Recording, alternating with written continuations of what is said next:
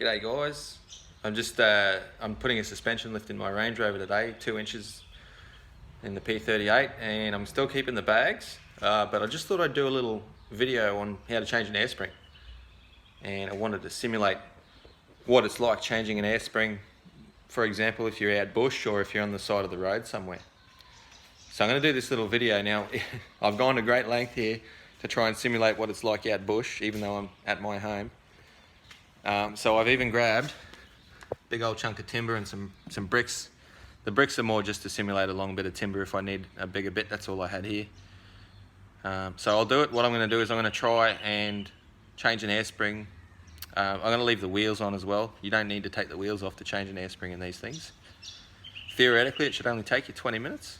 So I'll show you the time as I go through the video, just so you can see how long it took me and while I'm videoing as well. Basically, if you haven't done an air spring change, this is hopefully give you some insight as to how to do it. Okay, so you're out in the bush and you've done an airbag.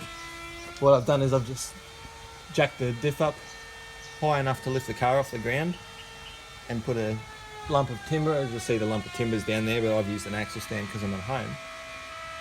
Just high enough, and if you'll come around this way and have a look,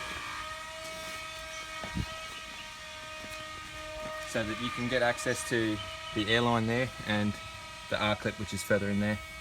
So that's the only clearance you need there to be able to pull that air spring out. And you see here, this is my lump of timber that I found in the bush.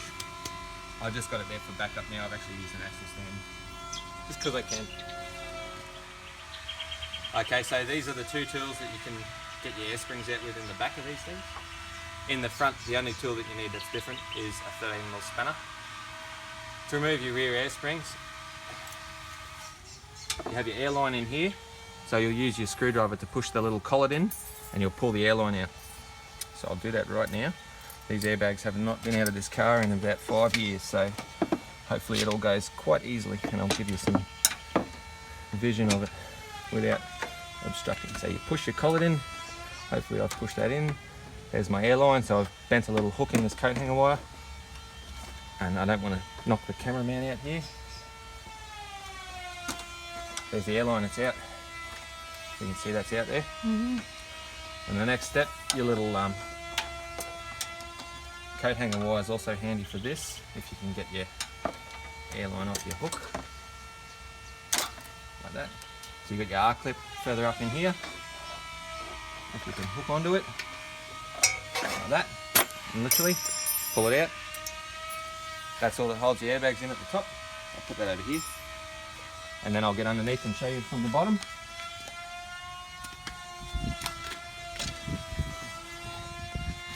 You'll see your second R-clip is under here. This coat hanger wire is probably longer than it needs to be. You hook onto it, pull him out. That's your second one, I'll throw it over there. Thanks, Kev. And then what I like to do is I like to push the bag up before I pull it down. There you go, airbag removed. Simple as that. Now, just pretending that I've got the wheel still attached to the car here, I'll remove the jack handle if it wants to come out. And I'll remove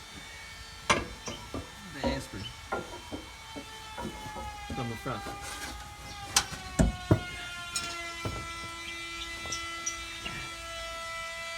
There you go. All you need to do is jack your car up. You can jack it from the chassis or the diff, whichever one. Get yourself a bit of height, enough that you have access into here. That's all you need. You don't need to go up like a monster truck. You pull your airline, pull your pins, and pull your bag, and you're done. G'day, just me again in warm clothes for North Queensland. This is weird. Hey, just thought I'd mention with that video, I actually took the wheel off in that video purely just so you guys can see more about what goes on when you're doing the air spring change. Didn't need to take it off. As you can see, there was plenty of access to get in there above the chassis to get that airline and that R-clip off. So that's the reason that I took the wheel off in there, but I didn't time it. So the only thing that you guys didn't see in that video was me jacking the car up and putting the lump of timber underneath it. So easily a 20-minute job, even if you haven't done it before. Sometimes the air springs can get, if they've been there for a while, they can be hard to get out from the top, but you should be pretty right. You can always lever a screwdriver in there and get the springs out that way as well if you have to. But yeah, I hope you enjoyed it. I hope it's helped someone out. Enjoy.